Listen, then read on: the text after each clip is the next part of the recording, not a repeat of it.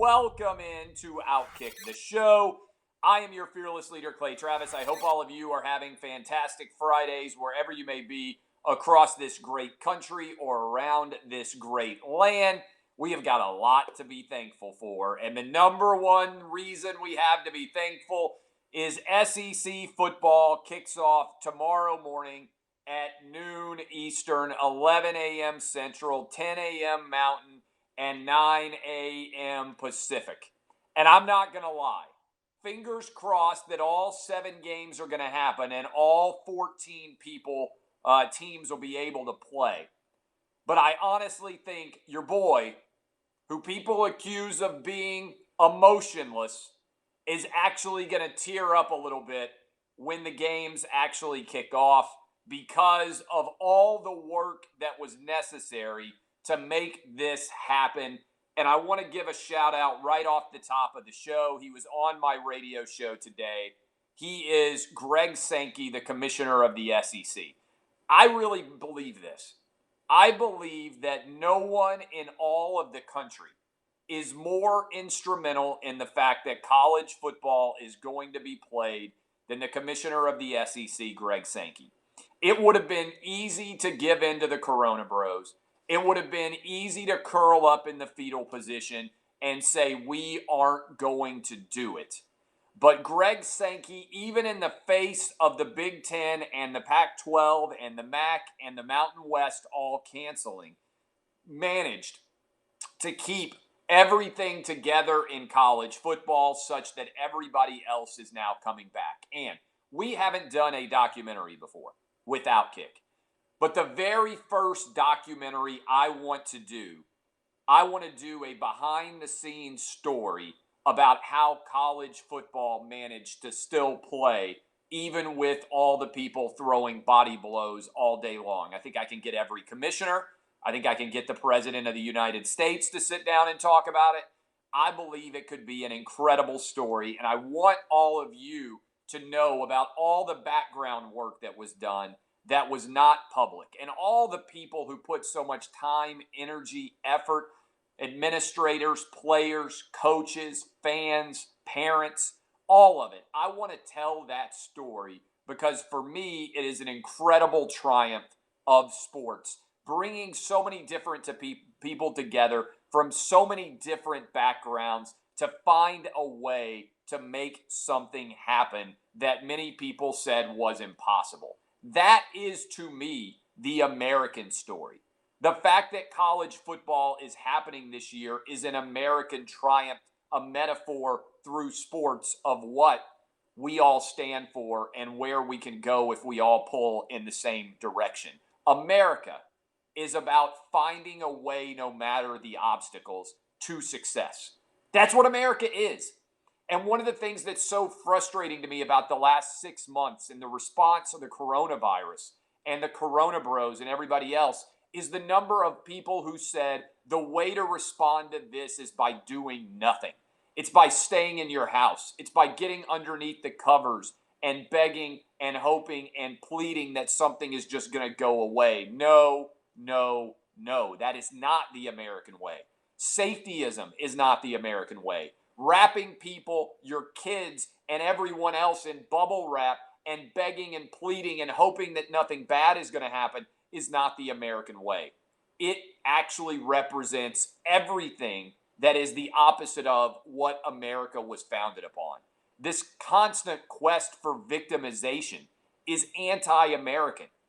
America is about making decisions and making plays, putting your big brass balls up on the table and saying it's time to make a difference. It's time to dominate and not being afraid of failure and pursuing success with every ounce of your fiber.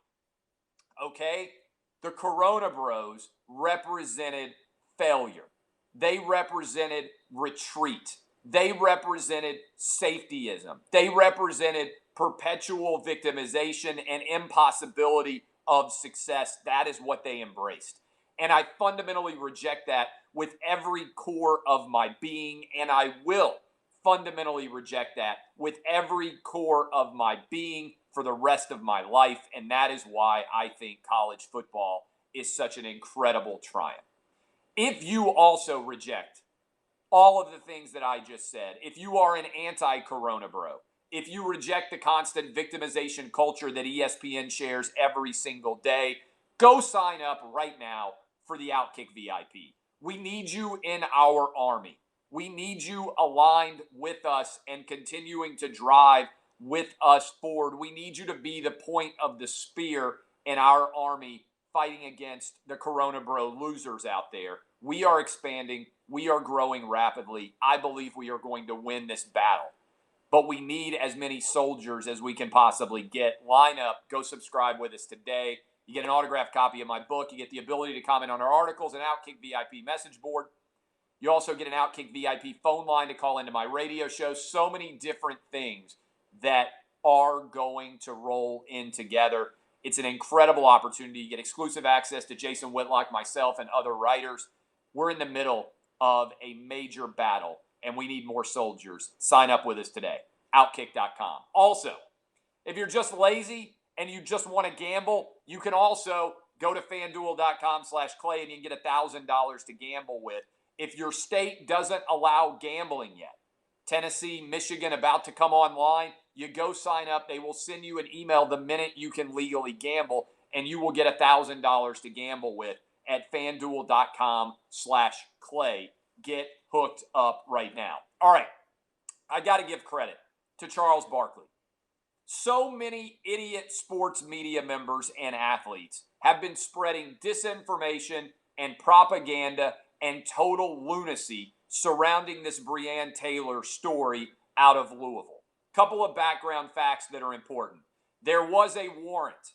There is a witness saying they beat on the door for 30 or 45 seconds saying they were the police. The reason why they had a warrant is there is evidence that Breonna Taylor was involved in her boyfriend's drug dealing business.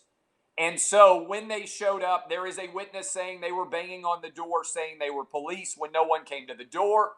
They knocked it down. As soon as they knocked the door down to execute a warrant that they were allowed to execute, they were shot. A police officer was shot. The first shot was fired, admittedly, by a boyfriend in the apartment.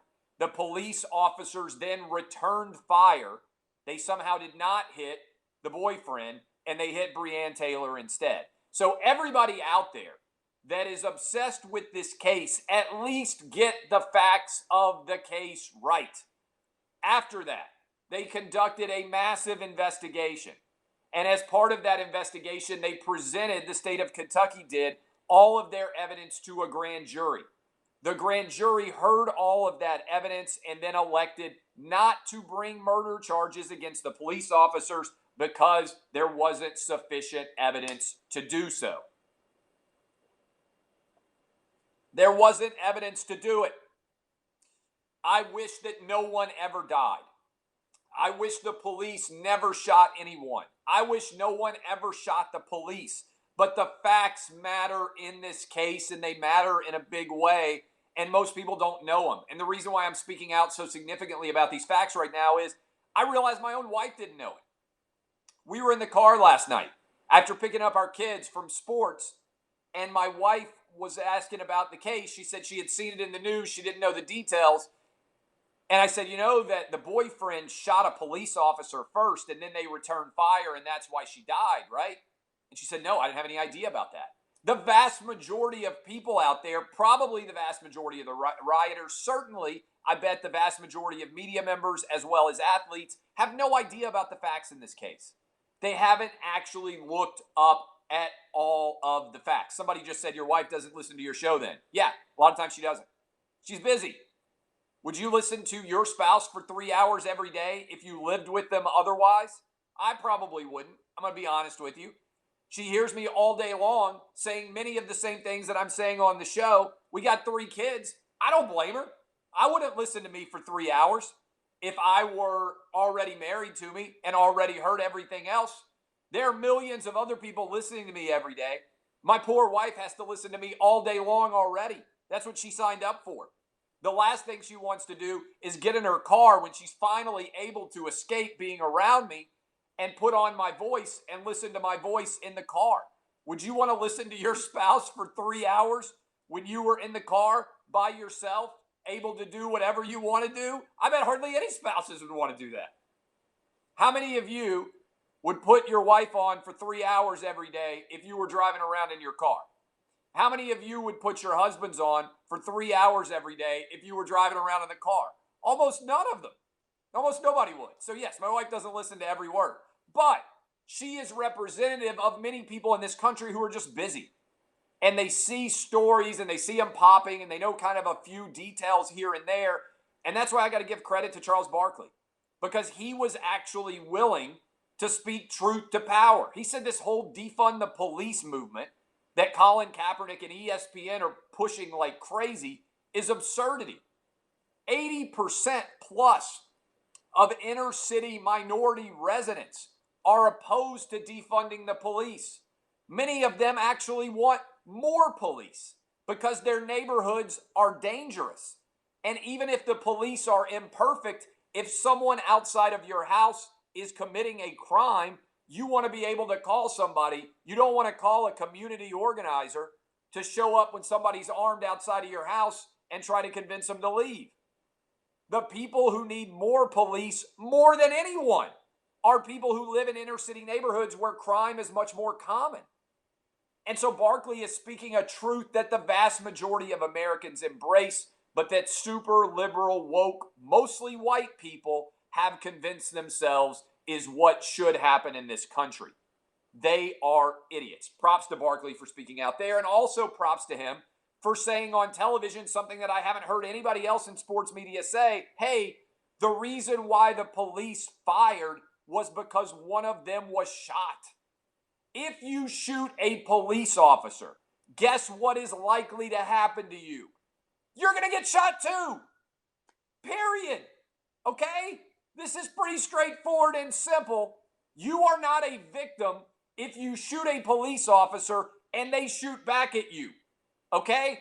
That is what the police are trained to do. They are trained to return fire when they are actually shot. The reason why murder charges were not brought in this case is because the person who was most likely to have committed murder was the boyfriend who shot first and hit a police officer. I'm so fired up about these cases and the fact that basic facts aren't getting out there. It matters. Fired up.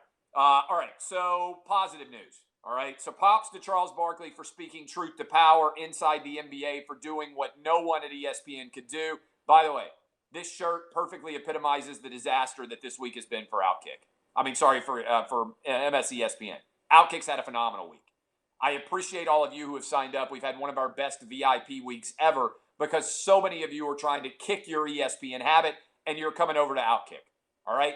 Just kick them to the curb. Come hang out with us. Come hang out at OutKick all day long, every day. We're about to add a scoreboard at the top of our website. It'll allow you to gamble. Click right through, gamble on everything. You'll be able to check the score of every single event. One of the top questions we've gotten is, hey, the only reason I go to the ESPN app at this point is to get score updates. We got you covered. We're going to have our own scoreboard at the top of OutKick. It will be debuting shortly, and you'll be able to click straight through and gamble on any sporting event that you want. It's going to be up there soon. We want you to kick your habit at ESPN and come hang out with us at OutKick. Florida is opening the state back up. You know how everybody was like, oh my God, Ron DeSantis, the Corona Bros. You want the Corona Bro voice? Oh my God, Ron DeSantis, what's going to happen in Florida? Oh my God, it's so scary. They want to lionize Andrew Cuomo, who killed more people than any politician in the world in his state. And they want to rip Ron DeSantis, who has done an infinitely better job. Ron DeSantis is opening up Florida, and all these loser Corona Bros are having to recognize that Florida came nowhere near to being as bad as New York, New Jersey, Michigan, Pennsylvania, all these states in the Northeast that were disasters. All right? So Florida is opening back up. Props to Ron DeSantis. And also, the Corona Bros continue to make bad arguments. Peter King, who really might make some of the dumbest arguments ever. Peter King is upset with all of you for being focused on what Bill Belichick wore to his press conference because there's way more serious things to be focused on in America today. Bro, you write about the NFL. I understand if somebody out there is like, hey, I cover human trafficking for a living, and nobody will read my articles. We should be paying more attention to human trafficking. I can see somebody making that argument like, hey, you know what? My work's kind of important. You know whose work isn't very important? A guy who writes about football. A guy who writes about football. He doesn't play it. He doesn't coach it. He doesn't own it. He doesn't executive it. He writes about the game that all of us have already seen on television. It's literally impossible to have a less serious and less important job in America today than writing about sports that everybody else has already seen. Doesn't mean, look, I do it, but I don't claim that I'm doing the Lord's work or that anybody out there should be focused on me because in these serious times I'm so important. Peter King, bro, you write about football. The idea that people should focus on football, but not a corny, ridiculous, fun sweatshirt that was absurd that Bill Belichick wore to the press conference is, frankly, a logical fallacy. The reason why people like sports and the reason why they like somebody like Bill Belichick showing up in a ripped sweatshirt is because it's fun. It's an escape from the real world. That's why people watch sports, to escape the serious things in their lives, because sports aren't serious. Most sports writing is the definition of non-essential work. There are very few things that matter less than what someone writes about a game that was on television. The game doesn't even matter that much. The person writing about the game matters even less. Understand your role, bro. It's a ridiculous sweatshirt. Pac-12 and the Mountain West are back. Speaking of the Corona Bros, by the way, one of the rich guy things I do, I have a boxing trainer come in twice a week to the house. Trains us for boxing, and I'm getting decent at boxing. Doing about 7 or 8 rounds every Tuesday, Thursday. Don't want to brag or draw attention to myself, but I'm probably the best 41-year-old boxer who owns a website focused on sports, pop culture, politics, everything else in the world. Just saying, don't think anybody could take me. Age of 41, I would wipe a floor with them. All right? Now, Mountain West and the Pac-12. They just almost cursed there. I'm trying to avoid cursing. One of my resolutions the last couple of years has been not to curse on this show. We got a lot of people listening with their kids in the car. Not my wife, but some people are out there listening. And so we got the boxing match going on, and the Corona Bros, I said, were standing 8 count. They're knocked the F out now. The Corona Bros are laying on the ground. Their mouthpiece is out, and they are just staring up at the ceiling, but they ain't seeing anything because ain't nothing home. Oxygen's gone from the brain. They're out. That's where the Corona Bros are right now, with the Pac-12 back and with the Mountain West back and with even the MAC coming back. Every college football conference is going to play. We have knocked the Corona Bros the F out. I would encourage you right now to seek out all the Corona Bros and find the best knocked out GIF and start responding every time they tweet anything with a video, a GIF of somebody getting knocked out. The Dan Wokens, the Peter Kings, the Mike Florios, everybody out there who has been spreading the propaganda of we can't play sports. I would encourage everybody in OutKick, them getting knocked out. Just make it the top comment. And by the way, if you follow those people, favorite it. Make it the first thing everybody sees every single time you go there. Every single time you go there, a knocked out, go ahead and favorite it up. It's a fun little tactic for you to let the Corona Bros know that they lost and that you know they lost and that you're holding them accountable. Last night, got it wrong. I thought the Jags were going to be a decent team this year. They didn't look like it against the Miami Dolphins. The Dolphins won their first game by double digits since 2017. Beard over mustache. Minshew Mania went up in flames, and FitzMagic was delivering last night. Congrats to the Dolphins. The Jags look like pretenders, falling to 1-2. It seems like a long time ago that they won that opener now against the Indianapolis Colts. Finally, as we roll into SEC football, we have got a special treat for you. Go to OutKick. I just tweeted out this link. You can go Clay Travis and look at it.